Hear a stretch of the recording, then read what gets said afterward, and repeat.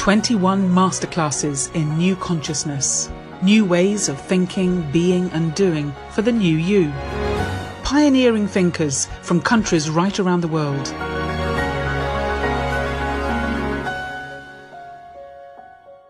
Hello, Om Shanti, and welcome to today's masterclass, one of 21 masterclasses in new consciousness, a whole series looking at new ways of thinking, of being and of doing in today's rapidly changing world. Now, of course, all of us are doing our best to try and observe all the current regulations that are there for our physical safety, to keep us safe. But are we equally attentive to the spiritual laws that operate to help us feel calm and protected and safe from within? Well, one of the consequences of the coronavirus lockdown is that we've all of us had more time to sit with ourselves, to sit with our own thoughts. And whether that has been a stressful and distressing experience for you, or whether it's actually been a positive experience, one thing is for certain, and that is that questions will have come up for you. Questions about maybe how you used to live your life before the lockdown, maybe questions around how you want to change your life going forwards. And some people may have had questions arising as to who they are when they sit with themselves, or possibly even around what is it that we experience when we sit in quiet contemplation.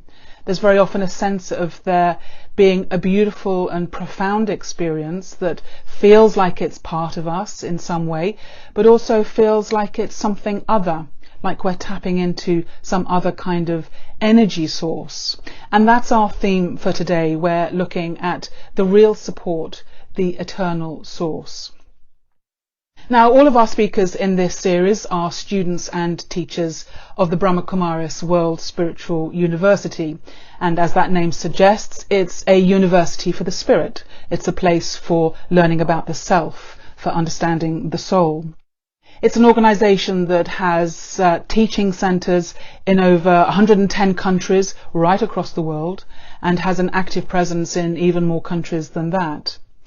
It was founded in India in 1936 when a series of visions and teachings came through, kind of almost from beyond, came through the original founder, Brahma Baba. And he decided quite early on that he was going to put women very much to the fore. And so the Brahma Kumaris is now the largest organization of its kind that is led by women. But the teachings that came through back in 1936 felt then and feel very much now as if they are relevant to this transitional phase that we're going through, this period of profound and rapid change. So today we're going to be taking a deep dive into the divine. And of course it was inevitable at some point in this series of masterclasses that we would be turning to this subject. We've looked already at questions of the self, understanding the self, how to take ourselves into a beautiful experience so that we can really feel the original qualities of the self. We can feel that quality of peace, of love, of happiness, and maybe even of bliss.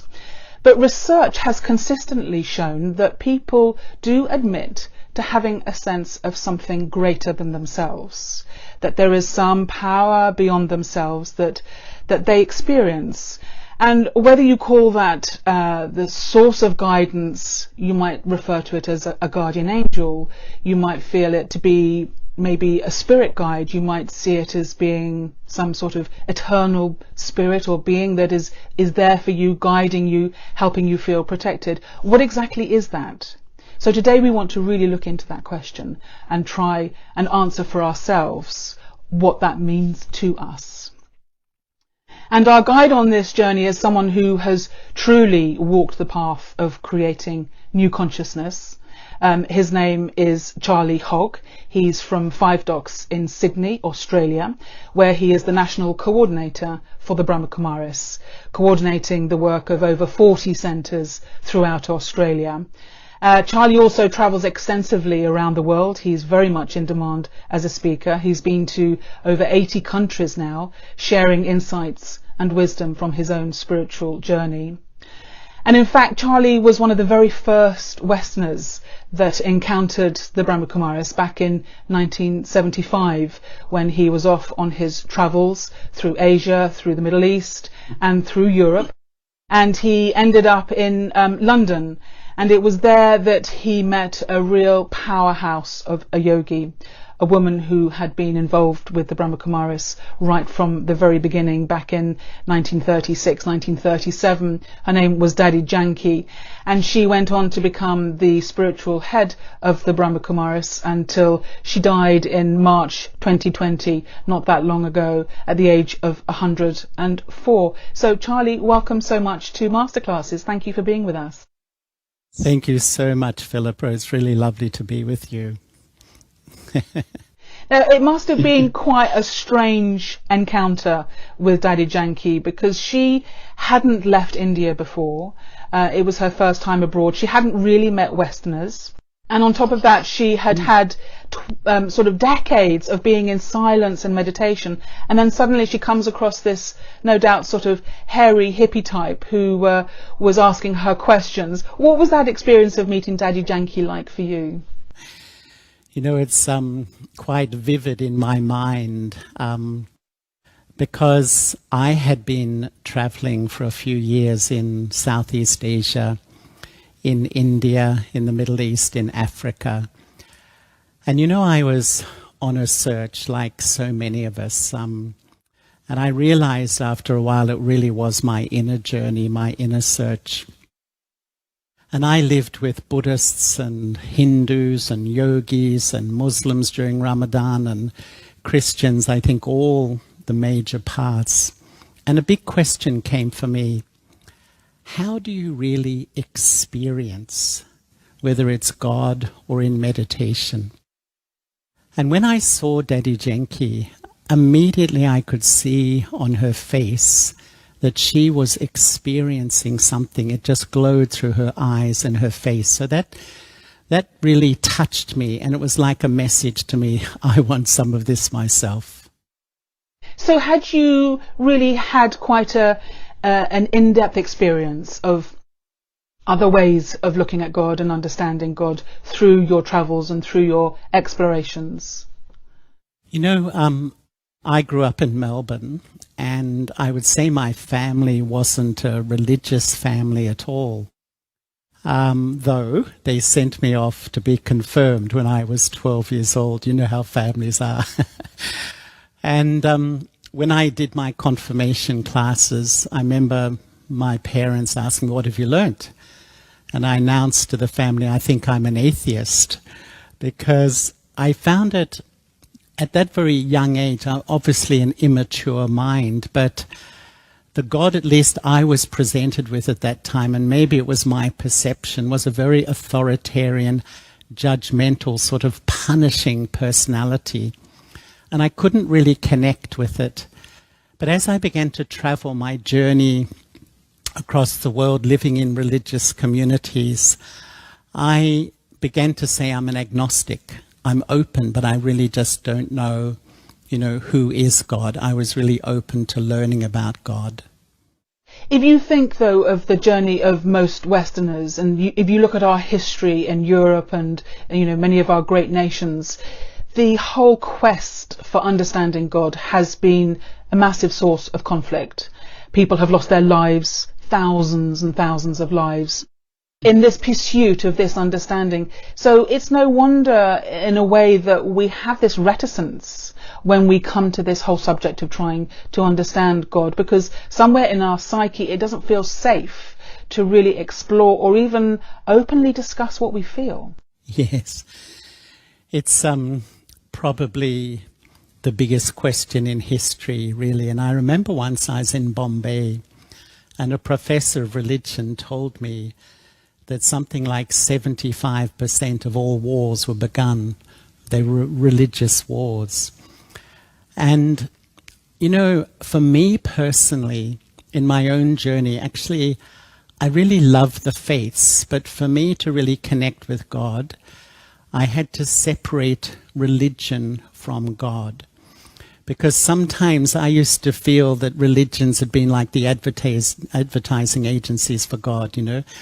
And the image which, at least me and from my education where I was sitting, the image I received wasn't a very positive image. And so later on I realized when I became an atheist, it was really rejecting religion rather than rejecting God, I feel. And I feel so many of us in the Western world are a little bit like that. It's actually the institutions representing God that people have a little bit of difficulty with, and that's why we throw everything out together. And I think I was a bit like that. It is also really, when it comes to understanding the nature of the divine, there really is quite a smorgasbord on offer of different ways of understanding. If I just go through the different approaches, on the one hand, we've got the position of atheism, which is that there is no God. We then have the position of pantheism, which is that God is everywhere. God is around us, in all places. We then have panentheism, which is that God is in all matter. God is in every particle, is in every tree, every atom, and therefore God is in us as well. And then we have all the different ideas around monotheism, which is, around God being love, around God being light, around God being someone who is all knowledgeable, who can kind of cast thunderbolts and make things happen and intervene in human activity. So how would you advise someone who is really questioning and wanting to explore and discover this? How do you navigate through all of these very different ways of seeing God? What's a good place to start? I think each one of us is on our own journey, and perhaps my own experience is fairly typical in one sense, that I began as an atheist. As I traveled, I became an agnostic. I was really open, but definitely confused by everything. And it was really when I reached London that I really wanted to meditate. I really wanted to practice something. And in my meditation, I had an experience. And I had an incredible experience of connection with God, with the divine. And I felt just absorbed in a purity of love that I can't describe. And that was just such a unique experience for me. It just inspired me to explore more. And so I think you can only say that try to move through all the intellectual, gravity that seems to hold you down, so many ideas, and step into your own practice and try to experience God for yourself. Because when I was able to do that, it really motivated me to go deeper and deeper and explore this relationship. But how did you know that what you were experiencing was the divine and not just an aspect of your own higher consciousness, or not just maybe a guardian angel or your mother or some relative who died who's looking down on you and giving you an experience? What was it about that made you really feel that you were connecting with the divine source? Yeah, it's a really lovely question, because I was offered two ideas to practice. One was to experiment with myself as an eternal soul, a minute spark of life energy that sits in the front of the brain. That's me, the permanent self, and I sit in the body, the temporary self. And I actually found that the more I could step back and withdraw, in a sense, from my temporary identity and step into my permanent self, and then look through the eye of the mind to meet the Supreme, there was such a sense of connection, a sense of relationship, a sense of belonging. And I suppose nothing I can't prove, but my experience of love was, I would say, the pinnacle experience of my life. This purity of union, which I feel is in the DNA of the human spirit. And I feel that we search for this even in our relationships with each other, which I did, like everybody. But I tasted a union, I tasted a connection, I tasted a relationship that was so profoundly life-changing for me that I've been on this journey ever since. And, you know, looking at myself now, I could have never imagined it, to be very honest, that I would really be, if I can say, in love with God, that God is my lover, and this is the experience that I enjoy virtually, you know, every morning of my life, every day of my life. Would you say that it's almost a part of the process that you have to go through, where you almost have to act as if something were true? You have to momentarily suspend your disbelief, possibly, and be prepared to enter into the possibility of there being something there. And even though it might feel foolish or you might feel silly, just try and see what happens if you reach out and either talk or pray or do whatever comes naturally to you, but have the intention of making some kind of connection and just see what comes from that. Yes, I think that's, you know, fairly true in a way. To me, there's like 3 steps. There's the knowing, the believing, and the experiencing. And actually, when I learnt this idea, was offered this idea that I'm the eternal soul, and quite a clear introduction of the self, it rang true. You know, when an intuitive truth just, it hits home. And even the idea that I'm a soul that's taken birth and rebirth, I've reaped the fruits of my actions, I know happiness and sorrow. But there is a soul out there that's beyond that game of happiness and sorrow. And in a sense, you can say meditation, or this relationship with God, is connecting with that soul. And often, I remember once someone in Europe told me, a psychologist, that they did an experiment about telepathy. And she and a friend, they kept little books in their pockets, and whenever they thought of each other, they wrote it down. They'd synchronize watches, and 70% were accurate.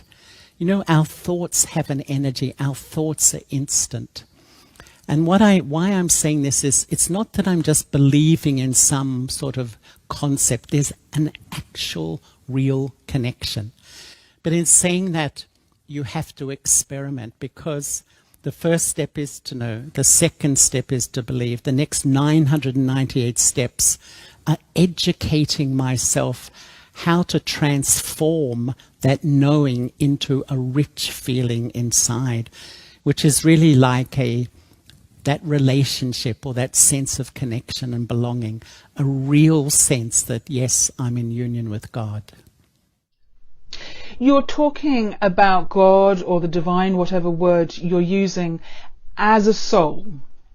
And that for some people might be quite a strange concept, because whilst we're used to thinking of ourselves as a soul, that there is something that survives when we die and is reborn or whatever happens, to think of God as being a soul seems a little bit strange. How is God different from us in terms of being a soul? What are the things that make us different rather than being the same? You know, actually, that's what really resonated with me, because I don't know, all the concepts of God being everywhere or being beyond, I just found it hard to get my head around.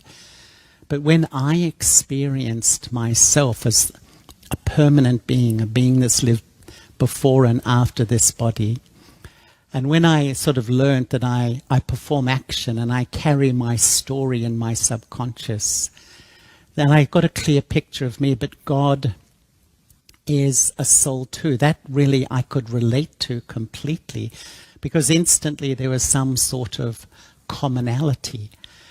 And I think the most intrinsic thing to the human psyche is to want to belong, is to want to connect, is to want to have relationship. And so that relationship developed with God as a soul. And it just, that sense of affinity. And God doesn't take birth and rebirth like me. God remains eternally unblemished, clean and pure, is like a benchmark, shall we say.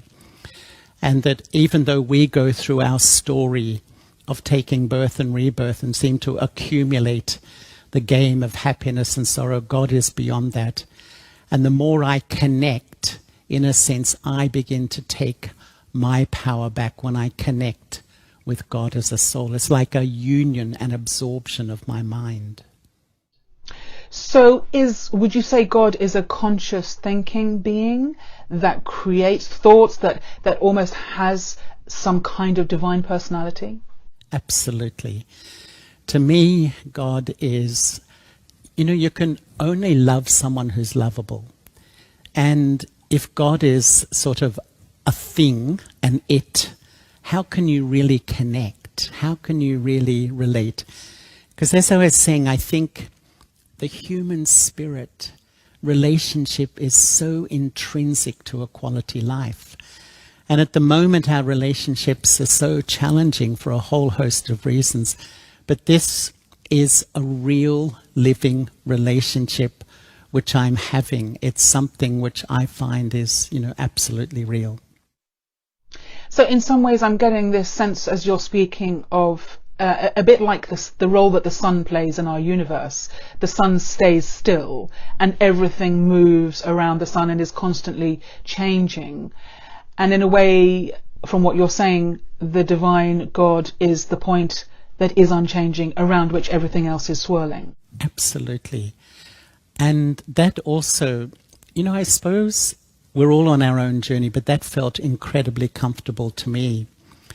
And that I found that when I lay the platform of my life in a connection, a relationship with that which always exists, no matter how much the world changes around me, I can keep my stability, especially at this time. And I found that when I attach my heart to anything or anyone temporary, then that fear of loss and change comes in. And in a way, spirituality is exploring, and it is a big change, but I've been exploring for many years a relationship with myself as an eternal soul, a relationship with God, who's the supreme soul. And no matter how much life changes, that is constant, that is eternally there. And I think it's like a platform that you can build a stable life on those two things as the whole world moves around me. I don't see it as my imagination. To me, it's a very real experience. Do you have any practical examples? Because you talked about experiencing this connection on a daily basis, every morning and throughout the day. But in what way is this dovetailing with your life as it's lived moment by moment, with all the ups and downs and challenges and upheavals? How do you use that experience, that relationship, to actually help you in your real lived life?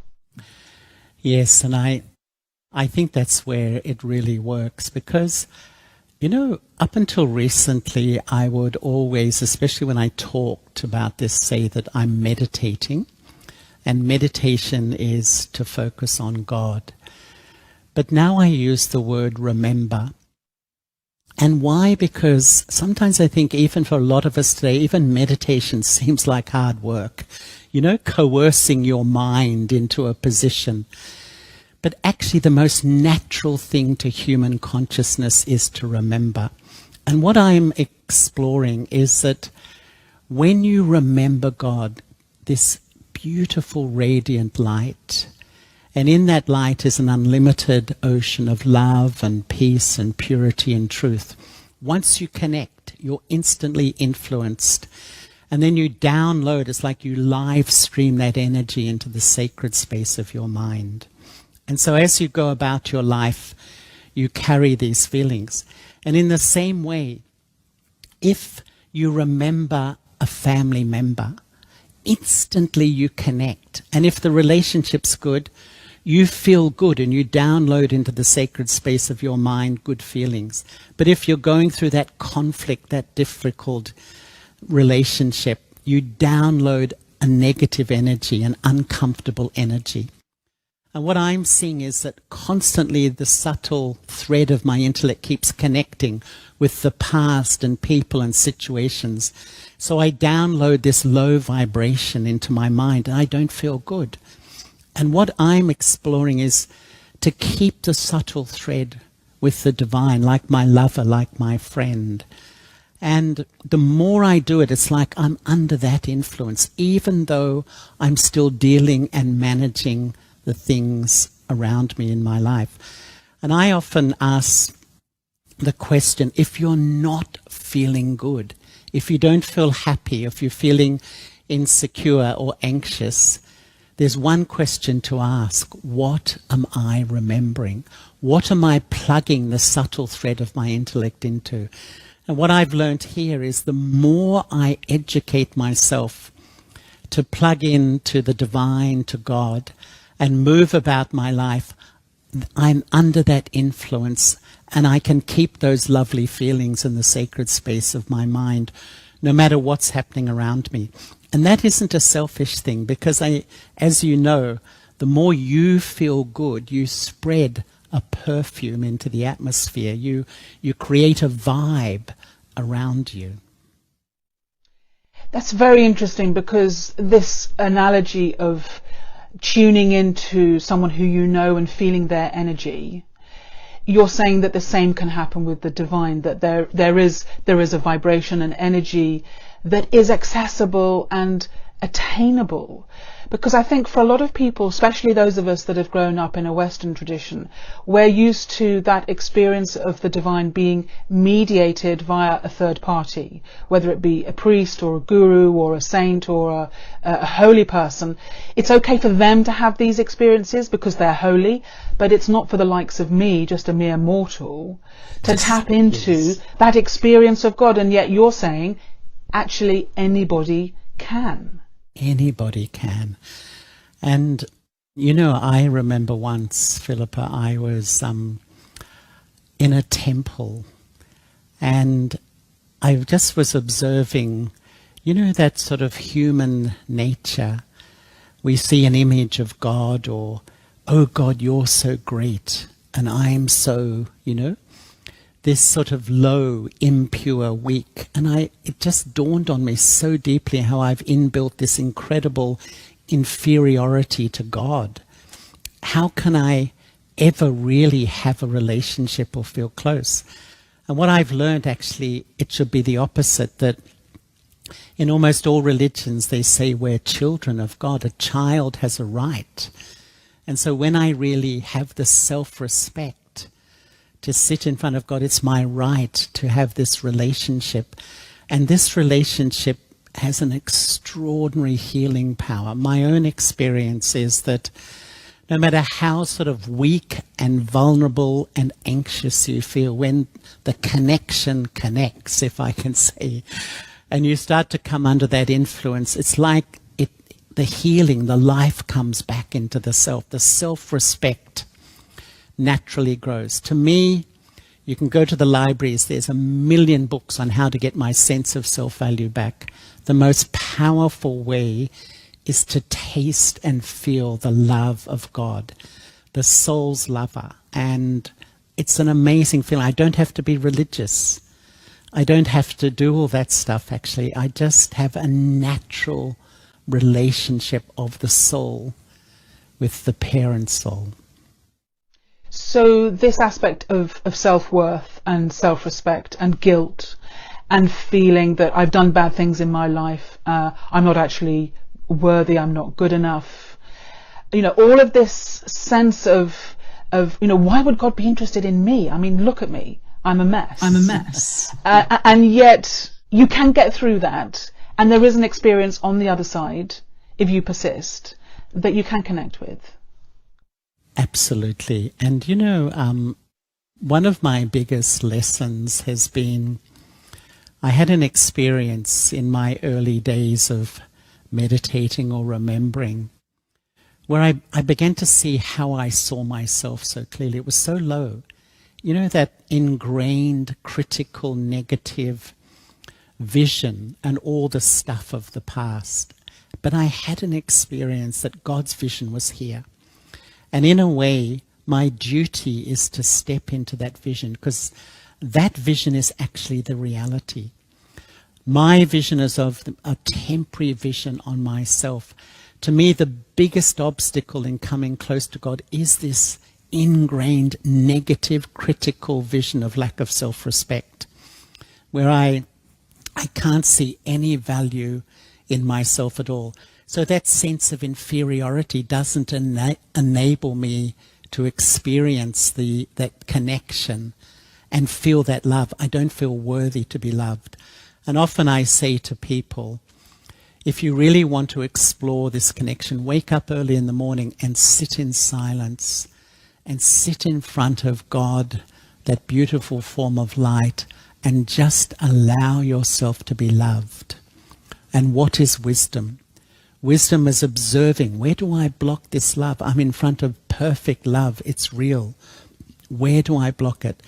And with wisdom, I observe where I block it. And if I remove those blocks, that love can do magic of self-transformation, absolute magic. For many people, I think possibly the baby's been thrown out with the bathwater when they look at the state of the world and they see the enormity of human suffering that's going on, of environmental catastrophe that is unfolding. And of course in Australia you've had all the forest fires that have been going on, all the death and destruction that came from that.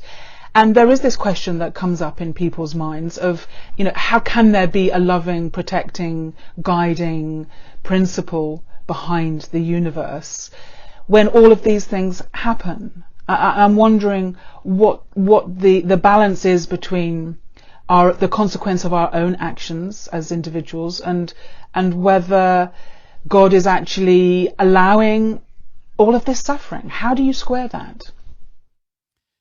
I think it's such a big question in so many people's minds. But, what I feel is that, when we look at what is happening around the world at the moment, I don't think it's God's, responsibility. It's not that God is really performing. These are the results of our actions. And I feel that, I am responsible for my actions. But I feel that really God's creation, if you can say, is the transformation of the human spirit. Because when the human spirit changes, I think that will influence everything. And my experience at the moment is that we're at this extraordinary confluence. One way you can put on a lens and see this destructive world that just seems to be careering into chaos and mayhem. On the other hand, wherever I've been in the world, and this can be, in New York or London or somewhere, or villages in Asia or Africa, there's groups of people coming together who are seeing that the world out there is a result of our world. And they're starting to take responsibility that when maybe I have a connection and I change me, I'm contributing to a better world. So to me, I've never sort of found the idea that God is responsible for what happens here. We perform actions, we reap the fruit of our actions. But if I remember God, that influences the seeds of my actions. Those thoughts become elevated. Thoughts are the seeds of actions. I start to be much kinder, much more loving to people around me and people who don't agree with me, people who have a different view. It's okay. I really bring my connection with God into my action. So if we extrapolate from what you're saying, this kind of breakdown that we're witnessing of so many structures within our societies, that we're striving and reaching out for something new that will rise up on the other side of all of this, that our experience of the divine and how we use that experience to change us, that in itself will bring about the change that our hearts are so longing to see. Absolutely. I think, Philippa, that what we're seeing out there, that the really fastly changing and even many would feel degrading world, the seed of it is the relationship of 7.5 billion human souls with themselves. That relationship has become, unfortunately, so unhealthy. And so if the first relationship in life is so unhealthy, the way we treat ourselves, how will I treat others? How will I treat society? How will I treat the environment? Until that relationship is repaired, I think nothing is going to change out there. And spirituality really says, yes, begin to sit in silence. Look at this relationship. Learn to be kind and gentle. Learn to experience who you are. And take power from this relationship with the divine to begin to change yourself and heal. Because I think when I respect myself, I can respect others. I can respect society. I can respect the environment. And to me, this is God's creation, to heal this first relationship in life. And I think so many people I meet really have come to that conclusion, that the mayhem out there is just a reflection of the mayhem inside the human mind, the collective human mind of 7.5 billion souls at the moment. Sometimes I call it the thought soup. You know, we live in this thought soup. Just imagine 7.5 billion souls pumping out thoughts. And I really feel for everybody, because the big question now, what's going to happen? So much anxiety. And we're absorbing this thought soup. We're all absorbing it, and it's just making us all feel so uneasy. And if I can actually step out of it and start to remember God, remember the divine, that's all I have to do. Remember this light and feel that connection and download, live stream that sweet energy into me.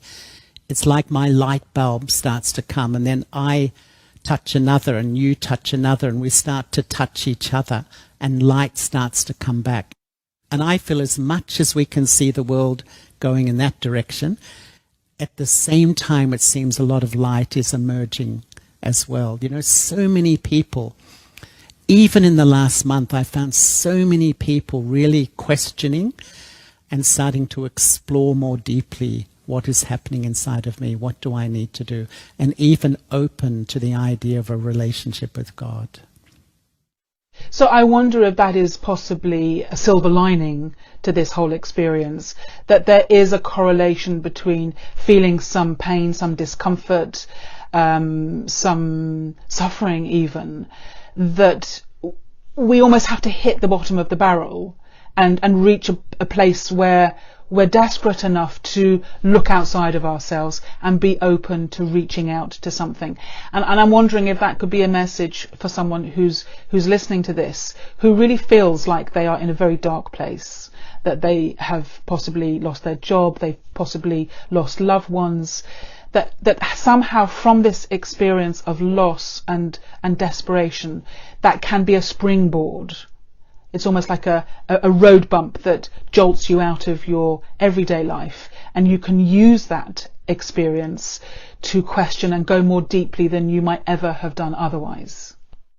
You know, I think you expressed that so beautifully, because, you know, we're funny, we're creatures of habit. We're in this sort of incredibly routine sort of, you know, rat race, and so many times we question, you know, why am I involved in this? I want peace, I want silence. But now we're having the peace and silence. I think it's a bit scary in some ways, because the busyness, the distractions has a purpose. It stops me from looking deep. Who am I really? And what is really important in life? And it is a bit scary. It is a bit uncomfortable. But if I have the courage to sit with that question, I think, you know, if you explore your permanent self, the soul, and just open, you know, a relationship with God might not be my thing, but why not explore and see whether this might be a lifeline, that out of this whole sort of drama happening in the world at the moment, the time of lockdown, I may explore a whole new way of seeing myself and a whole new lens on what is really important in life. So I think you put it beautifully. There's a silver lining in what is happening spiritually.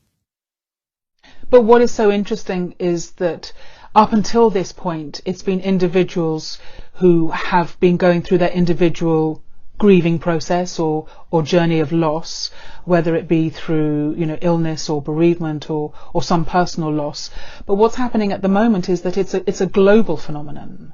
It's happening in countries right around the world. And I wonder what you feel the consequence of this global experience might be going into the future. It's very hard to say, but I'm sure the world will be a different place. But I do feel so many people are really asking that big question, what is really important? And maybe to go in this silent time, this time of quiet, to go back to the basics. What is the purpose of life? And to me, to know who I am and to really build loving relationships with others and the divine. This is really what a quality of life is. And often we get so sidetracked with limited desires and so on. So I think there's a lot of benefit coming out of this scenario. How it will emerge into the future, it's anyone's guess at the moment. But my sense is it's going to become more and more unstable, our world. And so it's more and more important for us to develop some practice, to develop some sort of inner stability. And to me, inner stability is to know my permanent self and to know the divine. And when those two pieces of the jigsaw are there, they're solid. In my view, they're solid. And so as the world shakes, you can remain stable, and your stability will support so many people. Your stability just by being who you are. You don't even have to say anything. Just by being in your self-respect, experiencing who you are, and having that loving connection, it creates a vibration. And I feel that if, we can play that part into the future, I think it's a beautiful, beautiful part to play in life. Well, that feels to me like the perfect point to just take a pause and actually go into an experience of what it is that you're talking about here, this idea of there being something in this world of change that is unchanging, that is eternal, that we can, in a sense, hang our hat on it and know that it will be there. So, Charlie, if you could just lead us into a few moments of meditation just to round off our conversation for today, that would be really perfect. Thank you. So I'd really love to thank you, Philippa. It's been so lovely talking to you, me sitting at night time in Sydney and you in the morning in London. But I'd really love to invite all those who are listening to, maybe put things down and sit quietly just for these few moments. And I'm just going to offer a few thoughts that may open me to the connection with the divine.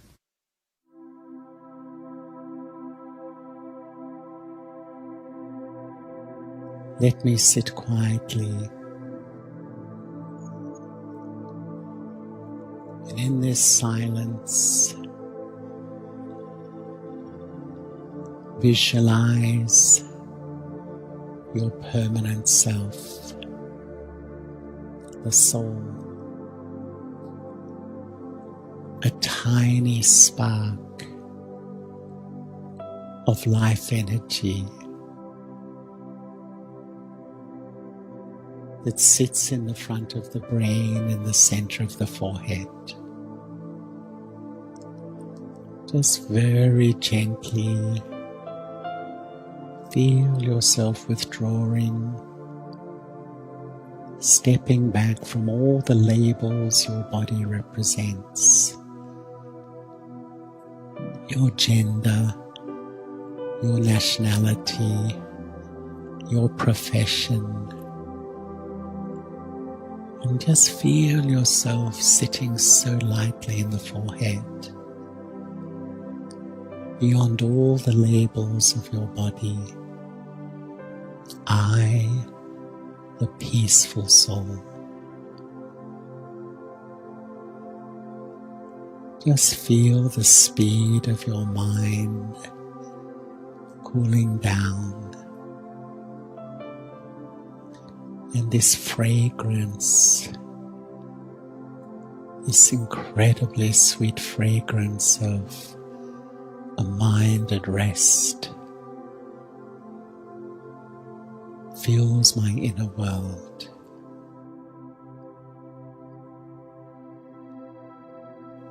And in this soul-conscious state, I come in front of the light of the divine. Through the eye of your mind, visualize a radiant jewel of light, the Supreme Soul. An unlimited source of peace, of love, of purity and power.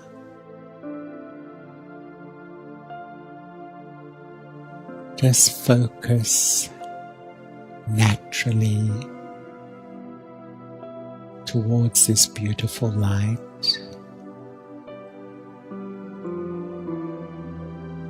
And absorb your mind.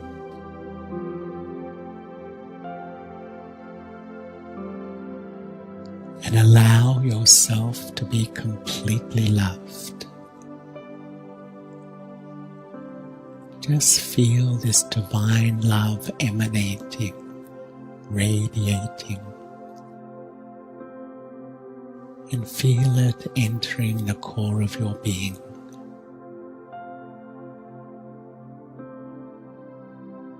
Become like a small child, so open. Feel this love healing me, caressing me. And the more I fill with this pure love, I feel so still, so silent. I feel full. I have what I need. And my mind feels like a sweet perfume of silence and love. And my mind radiates this to all my brothers and sisters in the world. My human family struggling with this present situation. This connection with the divine is only a thought away. At any moment, all I have to do is remember the radiant jewel, the ocean of love. And as soon as I connect, I come under that influence and everything is okay.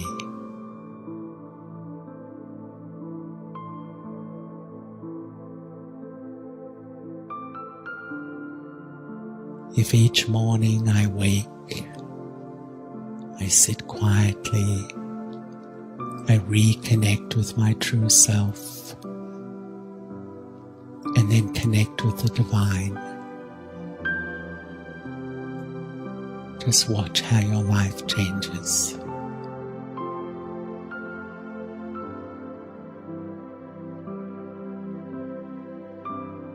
To do this regularly is an act of love for myself.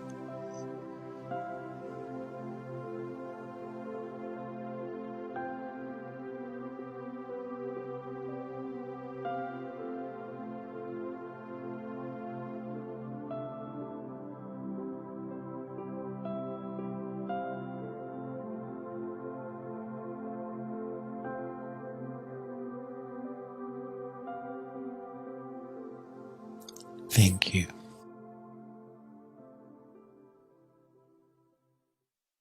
Thank you so much, Charlie.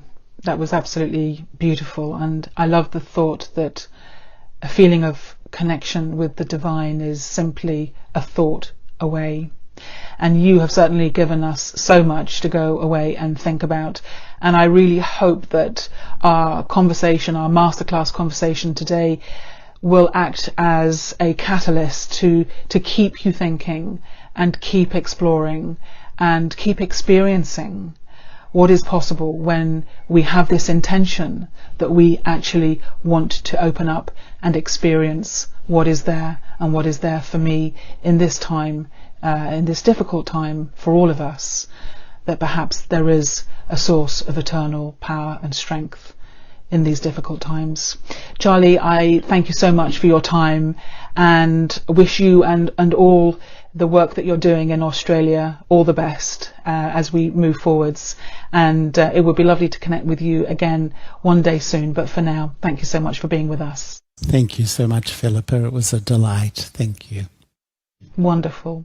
And thank you to you for tuning in and being part of this energy that we've created here today in today's masterclass. I really hope you've enjoyed it and that you'll join us again tomorrow as we take another deep dive into another one of our masterclasses in new consciousness. Until then, take care, look after yourself, keep safe, Om Shanti, and goodbye.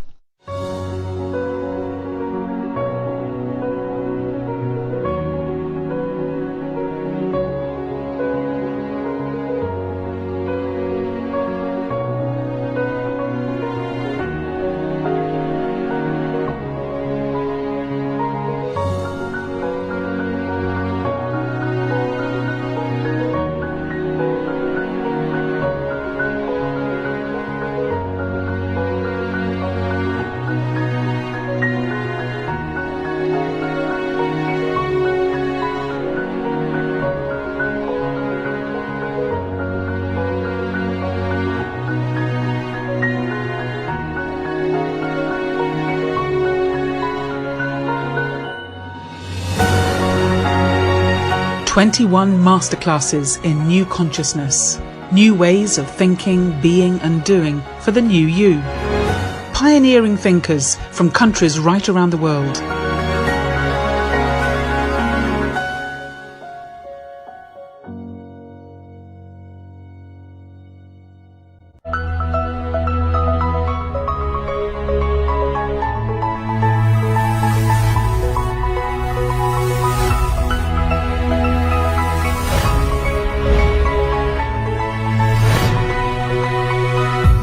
Awakening to a new way of living.